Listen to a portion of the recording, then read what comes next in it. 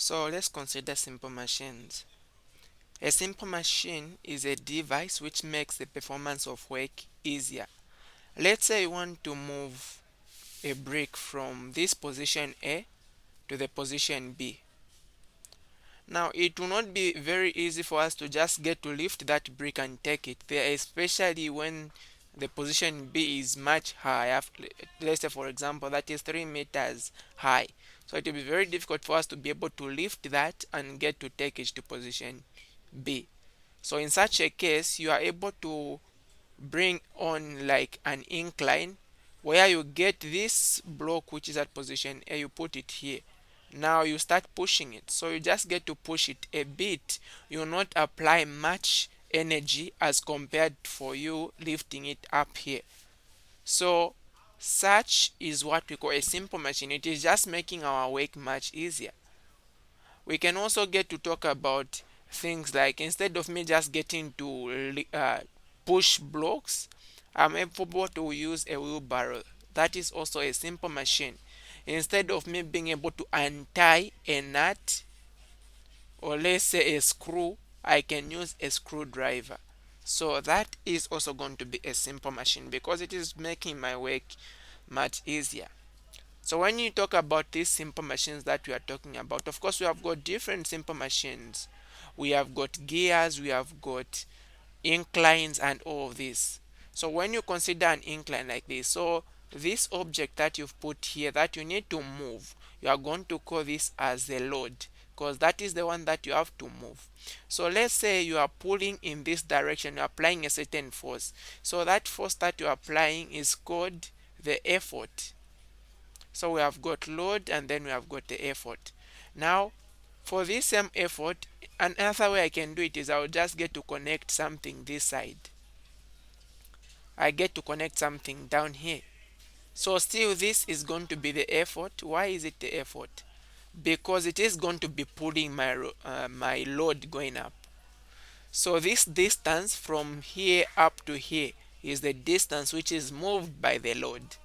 And then the distance from here to here is the distance which is moved by the effort.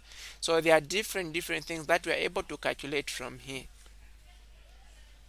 So we should be able to consider things like mechanical advantage, velocity ratio, and also efficiency on simple machines. So first, if I'm talking about mechanical advantage,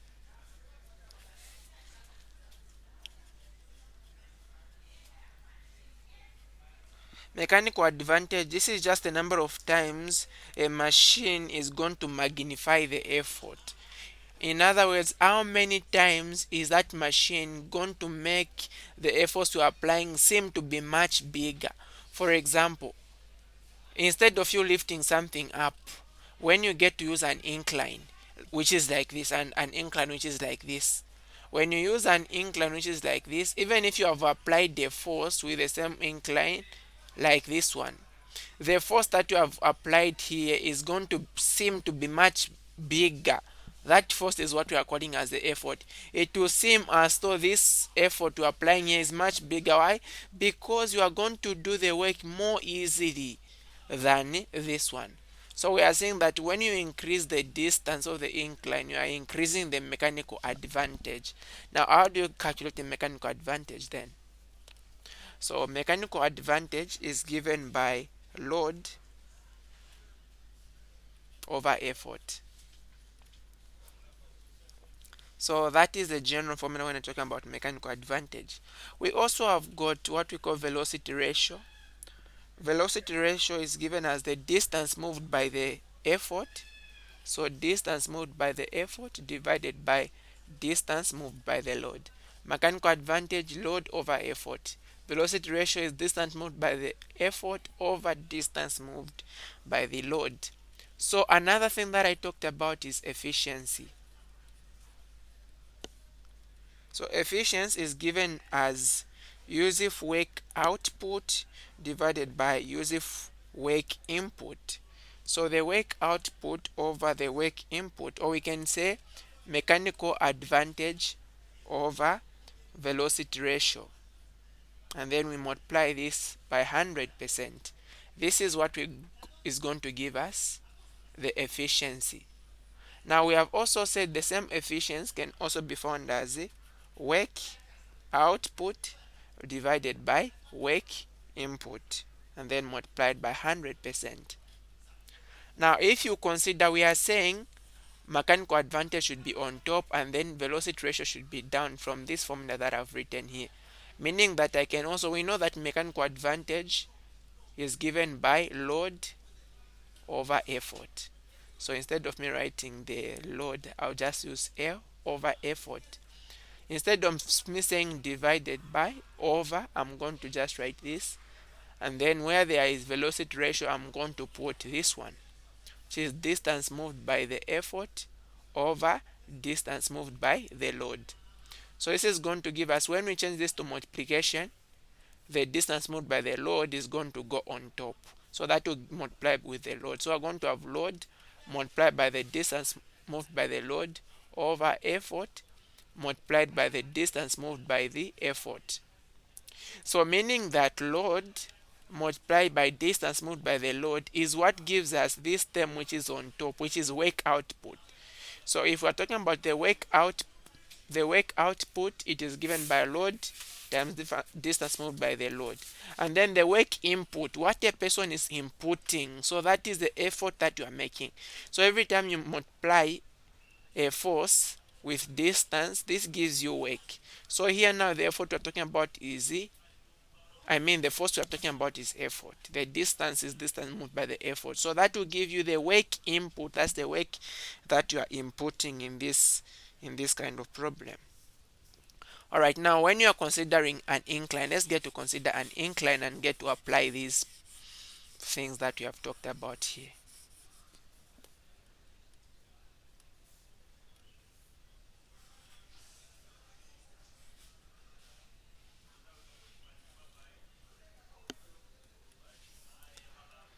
So considering an incline itself, when you have got an object which is at this position, this is going to be called the load.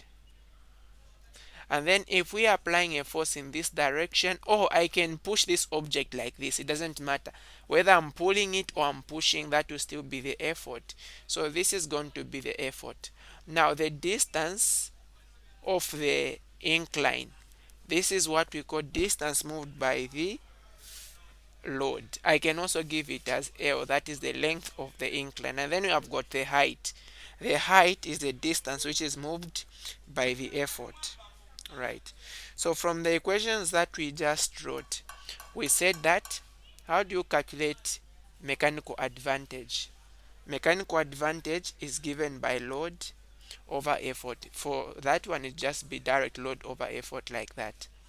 Now the load is simply the weight of this object. And how do you find weight? Weight is given by mass times gravity and then divided by the effort, which is just the force that we are applying. And then we are also able to talk about velocity ratio. Velocity ratio is just given by distance moved by the effort, which is h, divided by the distance moved by the load, which is L.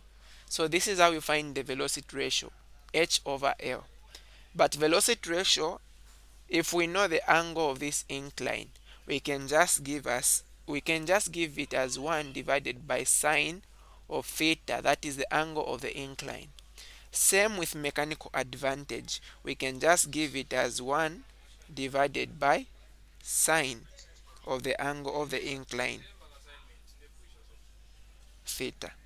So this is what we are able to do from here. And more specifically, let me not even put this formula on the velocity ratio. Let me just put it on mechanical advantage.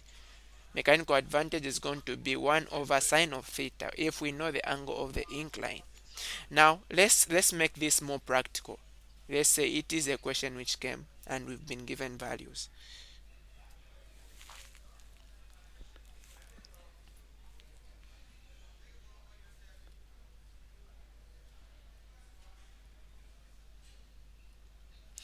Alright, so let's say we have got an object which is on an incline.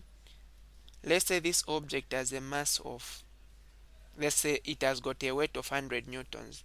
Let me give it in terms of mass. It has got 10 kg mass, and we are applying a force of, let's say, 50 newtons in pushing it up. So the incline is 10 meters long, and then the height of the incline is 2 meters. So we want to calculate the efficiency, the mechanical advantage, and also the velocity ratio. So to start with velocity ratio is given by the distance moved by the effort divided by the distance moved by the load. On an incline, distance moved by the effort is simply the height over the length. So what is this going to give us? So we are going to get the height is 2, the length is 10. So that is basically 2 over 10, which is going to give us about 0.3, because we know this is the same as 1 over 5, which you can say 5 into 1, it can go there, so that would be 0. To put a 0 here, 5 into a 10, that actually that would be 0.2 from what we are able to see here. So in case we don't have a calculator to use, but in physics we need to make sure that we have got a calculator as we get to work out these questions. All right, so this one is giving us 0.2 as the effort, as the velocity ratio. Now the next thing that we should be able to find, we should find the mechanical advantage. Now how do you find the mechanical advantage? You know that mechanical advantage is given by load over effort. So the load in this case is the weight of this object. We already said load is given by mass times gravity, and that will be divided by the effort. So the load, which is mass times gravity, mass is 10. Make sure that the mass is in kg, and then multiply by gravity is also 10, and then divided by the effort. So this answer, 10 kg multiplied by 10, which is gravity, would be in newtons, because the load is a force which is in newtons. Divide that by the effort, which is 50 newtons. So the newton and the newton cancels. So we're going to have also this 0, which can cancel with that 0. 5 into 10, that is a 2. So that is going to be 2. And mechanical advantage, just like velocity ratio, does not have a unit. So that is going to be the answer. So from here, we are able to calculate now the efficiency. And we said efficiency is given by mechanical advantage divided by velocity ratio, and then multiply that by 100%. So this is going to give us mechanical advantage. What will be the mechanical advantage? That is 2 divided by the velocity ratio, which is 0.2, then multiplied by 100%. So from what I'm able to see here, this force that we have applied is smaller than the weight of the object. What does that mean? It means that this force is unable to pull this object up. So instead of me using 50, let me use 500 newtons here. So I'm going to put 500 newtons. So instead of the answer being 2, the answer is going to be 0.2. Now for here, it has given us the same thing, meaning that the answer that we are going to find for efficiency is going to be 100% efficient. Now I just want to change something so that it will not be 100% efficient. Let's say this distance which was moved here wasn't 2 but 5. Name that we are going to say 5 over 10. 5 over 10, that is going to give us 1 over 2, which is 0.5. So now that will be the new velocity ratio. And then the mechanical advantage is 0.2. So mechanical advantage is 0.2. Velocity ratio is 0.5, and then we multiply that by 100%. So 0.2 divided by 0.5, and then multiply by 100. The efficiency that we are going to find is 40%. So this system is 40% efficient. The meaning of that is that when you use this system, 60% of energy that you are going to input is going to be lost, and then 40% is going to be maintained. That's the meaning when something is 60%, I mean 40% efficient. Now, we can also calculate the work output and then the work input. Remember, when you're talking about output, it has to do with the load. So work output is given by the load multiplied by the distance moved by the load. So the load is, now make sure that load is in newtons. So this one is in kg. So convert the kgs to, convert the mass to weight. How do you get to convert mass to weight? You know that weight is just mass times gravity. So it will be 10 times 10, that is going to be 100, that's a load. And then times the distance moved by the load, which is also a 10 here. So that is going to give us 1000. And work is given in joules. We can also calculate the work input. Work input is given by effort multiplied by the distance moved by the effort. Just what you are putting in, that's your effort. So the effort, we can see that is 500 newtons. And then multiply by the distance moved by the effort, which is 5. So when you get to multiply 500 by 5, this is going to give us 2500 joules. And then now we can also find the efficiency using this formula.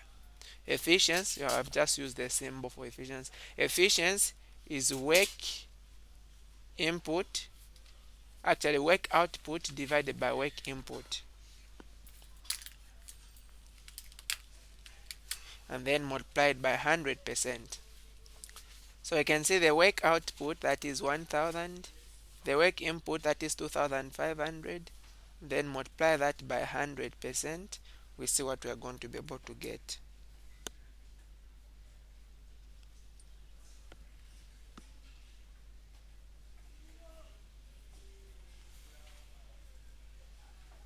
So this is giving me 40% if I punch on the calculator. So we see that whatsoever method that we are going to be able to use, we will still get the same answer as long as we are talking about these on the incline. So that is how we are able to work out this. Okay.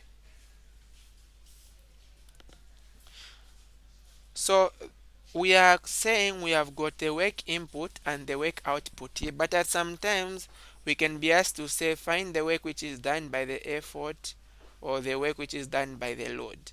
So when you talk about the work done by the effort, is just the same work which you are saying as work input. That's the work done by the effort.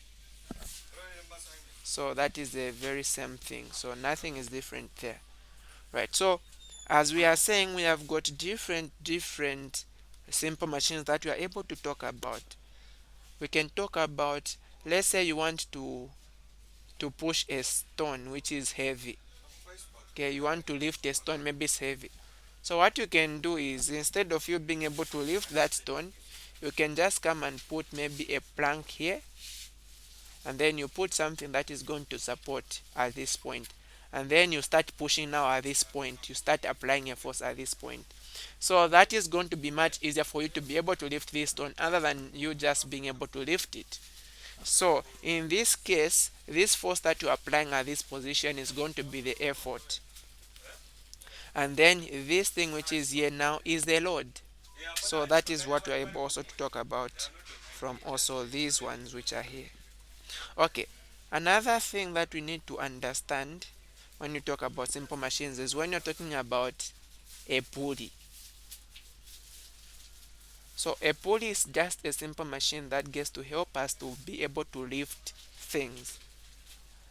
And you have different pulleys. So let's say we have got something like this. Okay, so this one here.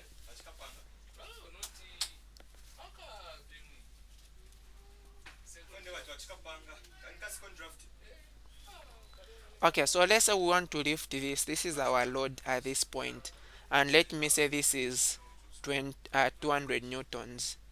Okay, Now for us to be able to lift this, we are connecting it to a pulley system. So let's say there is something like this and we connect it like this. That's how the rope goes, and then it goes like that. So for us, we are going to be applying a force at this point. So let's say the force that we are using at that point is just, let me write this well.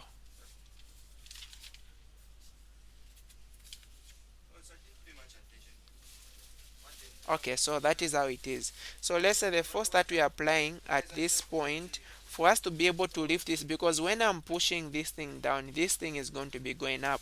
So this force that I'm using to pull, that is my effort, and then this is the load. So let's say the force that I'm using here is just 100 newtons. Now we have got distance moved by the load divided by the, I mean, we have got distance moved by the load. Let's say this thing came from this position like that. So I can say that is, maybe it has moved 10 centimeters. And then let's say this side, when I pushed, it had to move a distance of, let's say, 20 centimeters. So how do you get to calculate now, let's say, the velocity ratio, mechanical advantage, and also efficiency? So velocity ratio is just given by distance moved by the effort over distance moved by the load. So you can see this is the force that I'm applying, so that's the effort. So the distance moved by the effort is going to be the 20 centimeters divided by the distance moved by the load, which is 10 centimeters. So the centimeters are going to cancel, so that is going to give us a 2. Now when you are looking at pulleys, just considering this, if you see these, there are the two of them, then it means that the velocity ratio is 2. If you see 3, then the velocity ratio is 3. If you see 1, then the velocity ratio is 1. If you see 4, then the velocity ratio is 4. I can try to draw another one which we are able to see.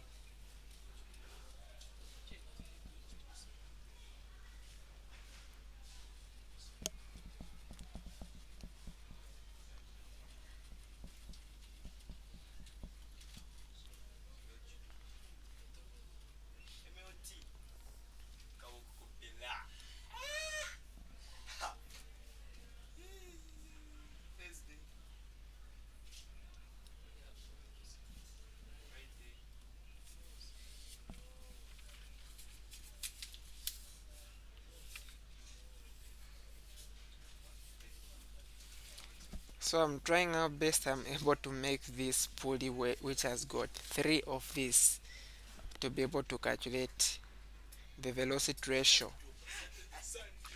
Let me see how best I'm able to draw it.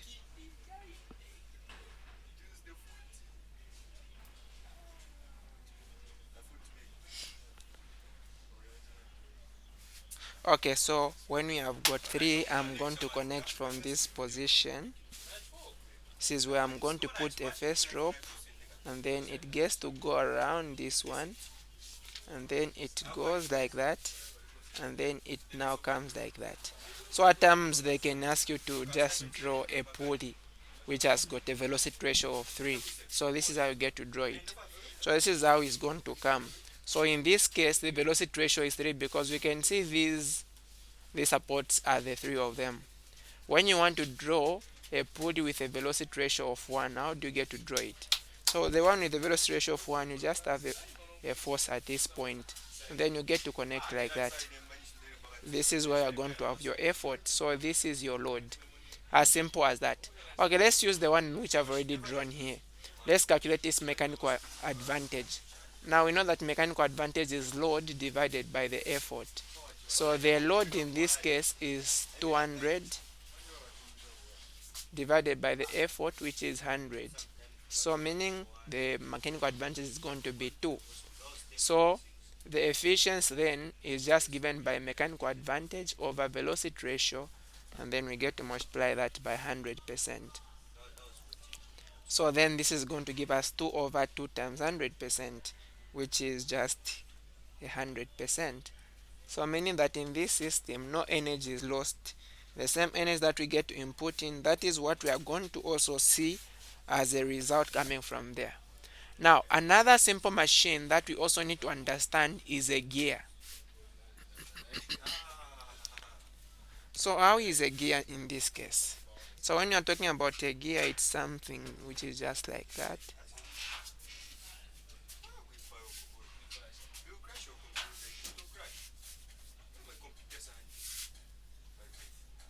Okay, so this is a gear. So we can have a big one like this, and then we have got a small one which is going to be fitting in these positions like this.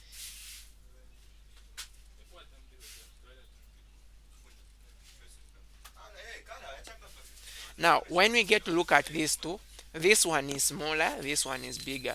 Actually, these which we are seeing which are zigzag, these we call them the teeth of a gear. So let's say if I push this one, let's say the first one which is in white has got, I'll give an example of, can I say it has got 24 teeth, and then the small one, I can say it has got 8 teeth. Okay, so when I push this one, it moves for 10 centimeters. Then the small one, let's say it gets to move for 40 centimeters. Okay, like that. So this one which I'm pushing, we call it as a driving wheel because it is the one which is, if I push it, is going to be able to move this one. We can think of a bicycle. When you have got a bicycle, you have got the back part, that is more the one which you are going to be pulling, and then the front part is going to be moving if we consider the way a bicycle is. Here we have got a gear at this position, and then we have got the back tire also which has got a gear. So when you move, you actually move, you are pedaling on the front one. So when this one gets to move, because these are connected by the chain, the one which is behind is going to move. So the one which you are pedaling, this one which is here, is what we are calling as a driving gear. And then the one which is behind, we call it a driven, because it's not the one which you are moving, right? So if this is what we have, then it means the bigger one in this case, and mostly the bigger ones are what we call the driving wheels. If you consider just a bike, the driving wheels are going to be bigger than the driven ones. And then the small one here, we are going to call it as the driven wheel. So now how are we able to calculate some things from here? So from a gear, you are able to calculate the velocity ratio. Velocity ratio, you can either calculate it as the speed of rotation of driving wheel. Speed. How fast is the driving wheel? This one, the bigger one, moving. So the speed of rotation of driving wheel divided by the speed of rotation of the driven wheel. Apart from that one, we can also say velocity ratio is the revolutions per second. Now revolutions per second is just a speed. It's the same thing. Okay, we can also say velocity ratio is the number of teeth of the driven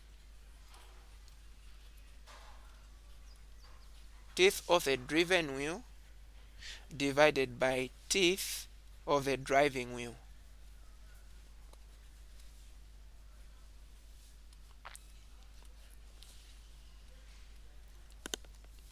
So when you look at the driven, this one, the one which you are driving, that's the one which has the load. That is what we call the load. The driven is called the load. And then the one which you are driving, that's where you are applying the effort yourself. So this one is the effort. So meaning that we can as well say velocity ratio is going to be load over effort. So in this case, it's the same as we get to calculate the mechanical advantage, which is given by load over effort, right? So let's get to now answer some questions on just this gear which I've put down here.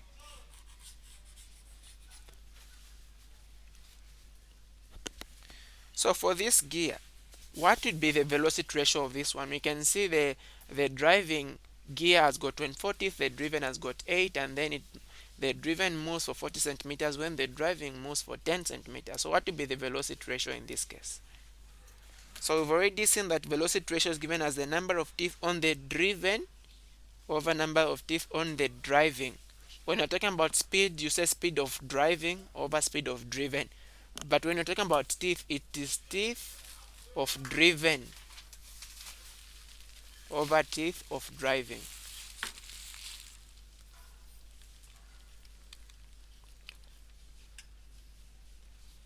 So in this case, the teeth of the driven wheel, we can see those are just 8. And then the driving wheel, that is 24. So when we get to simplify this, 8 can go into 8 once and 8 into 24 3 times. So that would be the velocity ratio. And then let's also calculate the mechanical advantage. Now talking about a gear, the mechanical advantage, we know that mechanical advantage is given by load over effort. But we don't know the load here, we don't know also the effort that we are getting to apply. So another thing that we're able to use is the radius just. Okay, the radius of this one, the radius of this one. And how are we able to calculate that? Mechanical advantage will be given by the radius of the driving speed or the driving wheel. So mechanical advantage is radius of the driving, that is a bigger radius, divided by the radius of the driven, that is the smaller radius. So if this one is going to move for 10 centimeters, let's consider this as the distance that it gets to move or the radius that it gets to move. That's, or I can say it is the circumference. Circumference is just a distance around. So if I say big radius over small radius, I can also say big diameter over small diameter. That is going to be the same thing. So the radius of the driving wheel, we are going to consider the same 10 centimeters given. And then the radius of the driven wheel, that is going to be the 40 centimeters. And this will just give us 1 over 4, which is also 0.25 as the mechanical advantage. So from here now we can calculate the efficiency of the system. And we know efficiency is given by mechanical advantage, which is 0.25 over velocity ratio, which is 1 over 3, and then multiplied by 100%. And this is going to give us 75% efficiency. So that is going to be it for this problem also. So we've looked at making calculations on a gear, an incline, and also a pulley. Now let's just consider this one more example of this simple machine. So this kind of simple machines as this one, which we are able to see here, we call them as levers. Alright, so consider this one. A worker uses a uniform 2-meter bar to lift a 750 Newton rock as shown. So this is the 750 Newton rock. So calculate the position of the pivot to apply an effort of 250 newtons. Calculate the position of the pivot. So in other words, where should be the pivot located for us to be able to apply an effort of 250 newtons? Maybe something, this other force which we are talking about, we have not stated in this question. We are putting it at the far end. We are putting it at the far end here. So then how are we able to find? And this other one is also at the far end. So again, the way I've put it might be a bit of deceptive. It's also at the far end. And then this one also, we are placing it at the far end. Now our question is, what should be the position of the pivot if this force that we are putting here should balance this position such that it is going to be straight as we're able to see it, and we know that this is 250 newtons. So here we're going to use the principle of moments to be able to work out this lever. So if this uniform bar is 2 meters, and then the distance from one end here up to the pivot is x, then what will be the distance from this position to this other end? So that other distance is going to be 2 minus x, because if we add this other distance x with the 2 minus x, we're supposed to get the total distance of this one to be 2 meters. Now, using the principle of moments, F1 D1 should be equal to F2 D2. In this case, F1, that is 750, D1, which is the x, we are considering the distance to the pivot, that will be equal to F2, which is 250, and then D2, that is going to be 2 minus x. So this is just 750 minus 250 by, that is going to be equal to 250. X is going to be equal to 250 times 2, that is going to be 500. 250 times negative x, that will be 250x. So if I get this value, I take it the other side, is going to become positive. So that will be 750 plus 250x, which is going to give us 1000x. And that is going to be equal to 500. So meaning that x here is going to be 500 over 1000. That is going to give us 1 over 2, which is 0.5 meters. So meaning that the pivot is 0.5 meters from the 750 newtons force. The next question is asking us to calculate the velocity ratio, mechanical advantage, and also the efficiency. So velocity ratio, we know that velocity ratio is given as the distance moved by the effort divided by the distance moved by the load. Now, which one is going to be the effort? Is it this one or this one? So the question itself also clearly states an effort of 250. So the distance moved by the effort in this case is going to be this one, which is here. So you consider away from the pivot. So what will be this? 2 minus x. We've already found x as 0.5. So that will be 2 minus 0.5. That will give us 1.5 as the distance moved by the effort. And then distance moved by the load is this x from the pivot, which is just 0.5. So this is going to give us 3 as the velocity ratio. And then mechanical advantage, we know this is given by load over effort. The load is 750. The effort is 250. So this is going to give us also 3 as the mechanical advantage. So from here we can see that the efficiency, which is given by mechanical advantage over velocity ratio times 100, is basically going to be equal to 100%. Because the mechanical advantage is 3, velocity ratio is 3, 3 over 3 is 1 times 100, that will just be 100. And then part C. What assumption did you make in finding the answers in B above? How did we calculate the velocity ratio, mechanical advantage? What assumption did we take? So in this case, since we're able to see an efficiency of 100%, meaning that there was no energy losses. So no energy has been lost. That is why we are able to have 100% efficiency. And from here, the only way you can take that there is no energy, then you are going to assume that friction, we are going to assume there is no friction effect, okay, or there is frictionless operation here.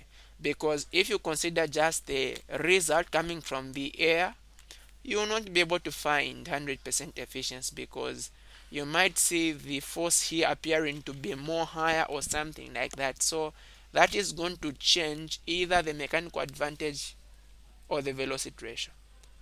So we are going to assume that there is no friction, and also what we are going to assume is that the bar is weightless.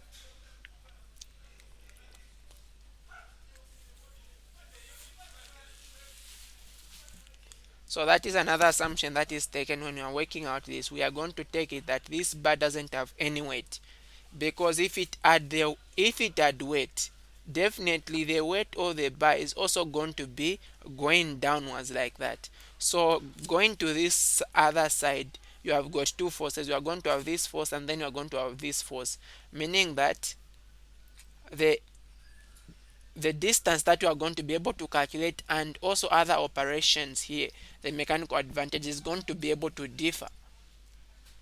So that is also another assumption that you are going to be able to take when you're dealing with this. And this one is very, very important, assuming that the bar is weightless. Otherwise, all these calculations that we are making here would be totally different.